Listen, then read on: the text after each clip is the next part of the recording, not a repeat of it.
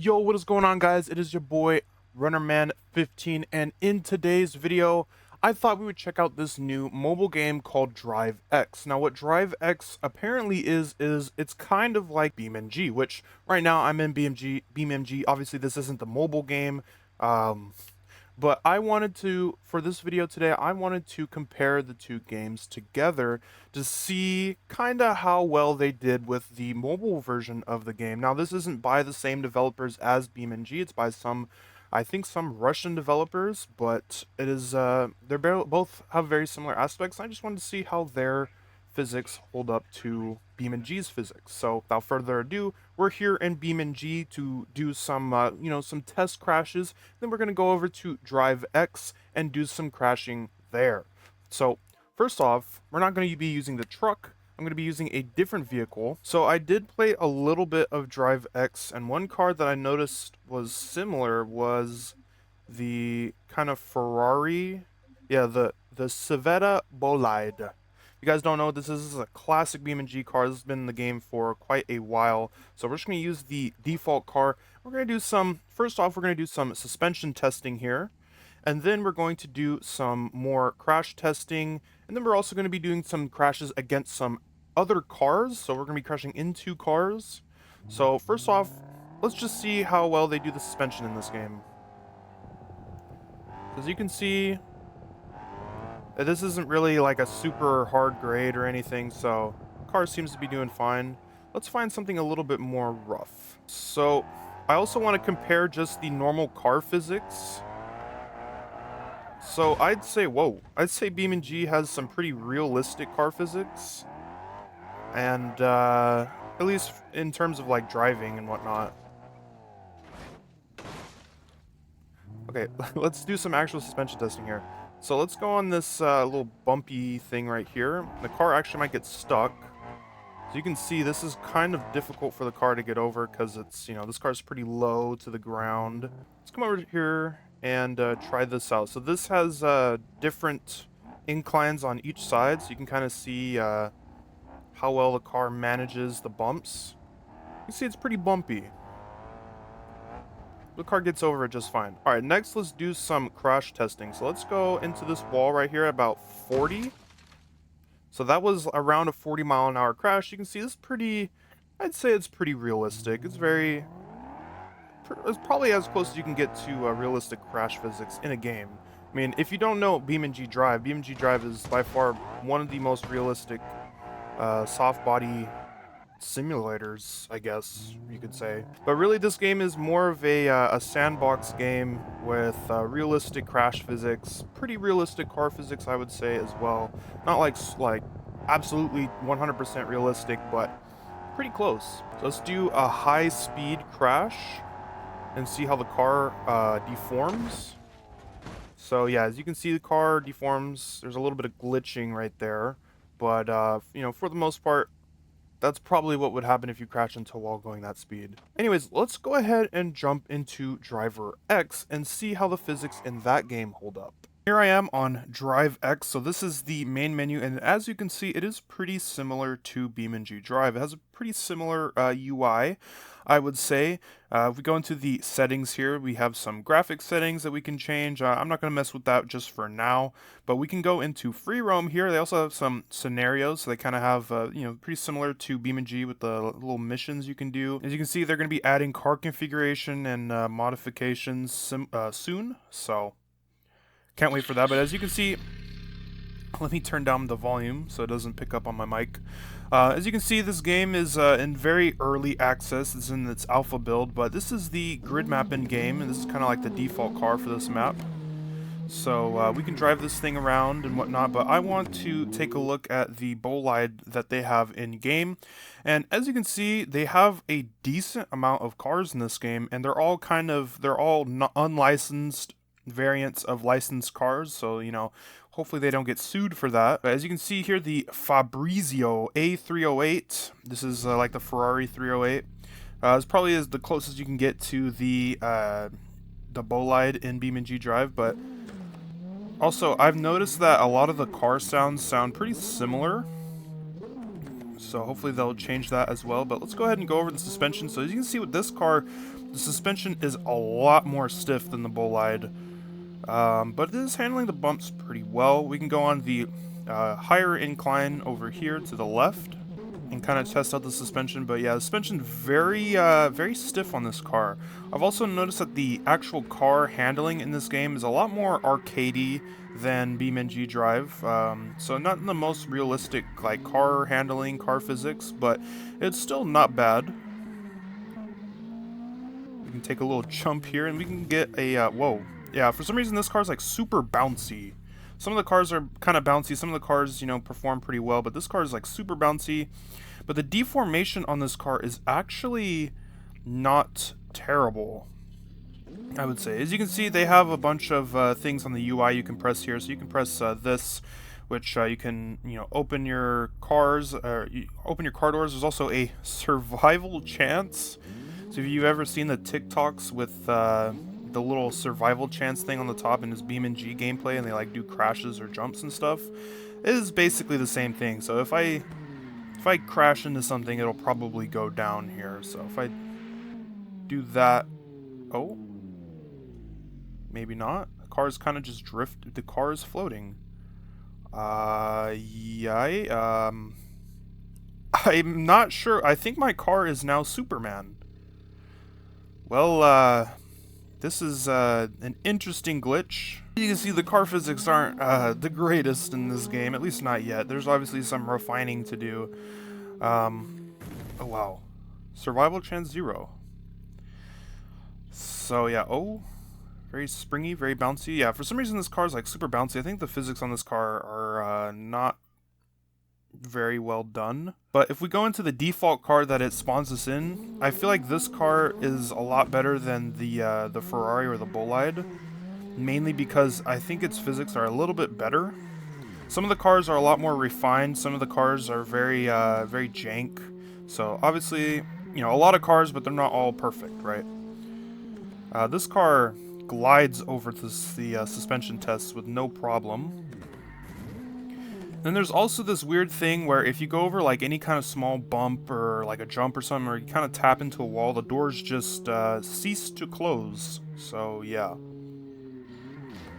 So this car's kind of bouncy too, but you can see the actual crash physics in this game aren't bad. Oh, I got a hentai ad. Yes, this is totally what you want in a mobile game, is just random ad pop-ups while you're playing. So obviously, there is stuff like that. Hopefully, that won't be in the final product because that's very scummy in my opinion. And some of the cars are locked behind ad walls, but I feel like that's okay, mainly because it's not forcing you to watch an ad. There's still cars you can use in the game without having to watch an ad. Let's go ahead and do a 40-mile-an-hour crash test here like we did in BeamNG. Now, this game uses kilometers because, you know, it's not in the freedom units. So 64 kilometers is about 40 miles an hour. So let's get up to 64 right there. Then we can kind of back up and take a look at the actual crash, or the actual damage. So kind of similar deformation, except for the hood is a little, you know, jank. And I feel like the actual polygon cages on the cars, you can actually see the polygons right here. They're not as detailed, so it allows for a lot more like jagged edges, as you can see, you know, on the trunk. But I still say it's pretty close. Now let's go ahead and go at a higher speed. We'll go about 100 miles an hour if I can reach that. Okay, that was about 60 miles an hour. See, kind of more of the same, kind of the car kind of deforms inward, but it's still kind of similar to BeamNG. It's very impressive, especially since this game is running on Unity. This is definitely not a bad clone of BeamNG. You can see there's also like airbags in the car. I did not notice that before. So airbags will actually go off in the car. You can kind of see the little white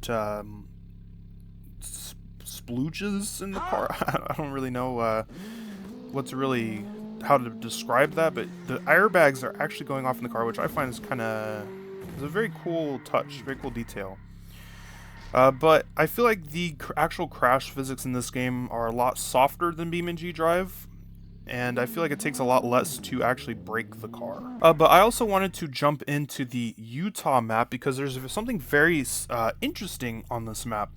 So It spawns us in this Mustang, so we'll go ahead and just use the Mustang for now. But as I drive over the dirt, notice the small details on the car as you're driving over the dirt. So as you can see, dirt actually starts to build up on the sides of your car the more you drive on dirt, which I think is a very cool detail, and this is something that BeamNG Drive actually doesn't have. They don't have dirt effects, like dynamic dirt effects that appear on your cars like this. You can see the wheels are caked in mud, the sides are caked in some dirt. It's not like super realistic, but it's definitely a cool detail. It helps add to the immersion, and I feel like this is something that BeamNG Drive could definitely benefit from if they were to add it into their game. Now, when it comes to actual, like, the handling and stuff and driving on dirt, it feels pretty much the same as the tarmac, just you have a little bit less grip, but the road texture is still pretty similar. It's a little less fine, it's not as smooth, but BeamNG Drive definitely does a better job with the dirt physics and handling, and just the road texture in general, but it's not bad.